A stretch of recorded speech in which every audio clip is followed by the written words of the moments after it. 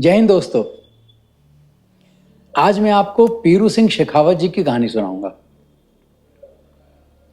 1918 में उनका जन्म हुआ था राजस्थान के झुंझुनू जिले में। परिवार भरा पड़ा था, 7-8 संतानें थीं। सब में सबसे छोटे थे।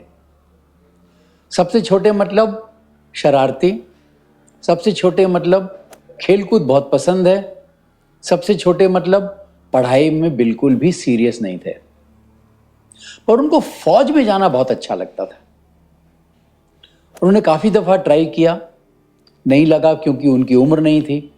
फिर ट्राई किया, फिर नहीं लगे, उम्र नहीं थी। फाइनली 1936 में उनको ब्रिटिश इंडियन आर्मी में ले लिया गया।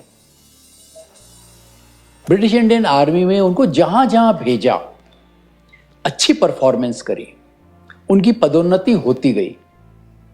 सैनिक से नायक, नायक से हवलदार, इस तरह से उनकी पदोन्नति होती गई। फौज में रह के अपनी रेजिमेंट का नाम उन्होंने खेलकूद में भी बहुत कमाया। राष्ट्रीय स्तर के खिलाड़ी थे, हॉकी खेलते थे, दौड़ते थे, बास्केटबॉल खेलते थे। तो अल्टीमेटली मतलब सब चीजों में आप मिला के कह लो कि ये अपने रेजिमेंट में बहुत इन्होंने अच्छा नाम कमाया। 47 में भारत आजाद हुआ। अक्टूबर 47 में पाकिस्तान की सेना ने कबाइलों का रूप धर के कश्मीर पर हमला कर दिया। कश्मीर की कहानी आप सबको मालूम है, मैं पहले भी बता चुका हूं और मैं समझता हूं आप लोगों ने पढ़ी भी जरूर होगी। राजपूताना रेजिमेंट में इनका दाखिला हुआ। वहां पे आजादी के बाद रेजिमेंट्स कईयों की बदल गई थी, तो राजपूताना रेजिमेंट में इनका दाखिला हुआ और वहां से इनको टिथवाल भेज दिया गया। पीरू सिंह शेखावत जी को, उनकी टुकड़ी को, इनके नेतृत्व में, क्योंकि कंपनी हवलदार बन चुके थे, इनके नेतृत्व में उस टुकड़ी को भेजा गया एक पहाड़ी पर कब्जा करने के लिए। वो टिथवाल रीजन में, आपको टिथवाल मैंने नाम बताया, पहाड़ी पर कब्जा करने के लिए। जैसे जैसे ये आगे बढ़ते चले, पास आते गए, दुश्मनों की गोलाबारी आरंभ हो गई। इनके कई साथी घायल हो गए, कई साथी मौत के मुंह में चले गए। ये लोग आगे बढ़ते रहे, बढ़ते रहे, बढ़ते रहे। अल्टीमेटली पीरू सिंह शेखावत जी ने पहाड़ी पर पहुंच के और दुश्मन के सारे लोगों को मार गिराया। स्टेनगन हुआ करती थी उस जमाने में, सारे लोगों को मार गिराया। तभी उनको यह पता चला कि वो अपनी टुकड़ी के अकेले आदमी रह गए हैं। सारे के सारे लोग जो हैं वो मारे गए।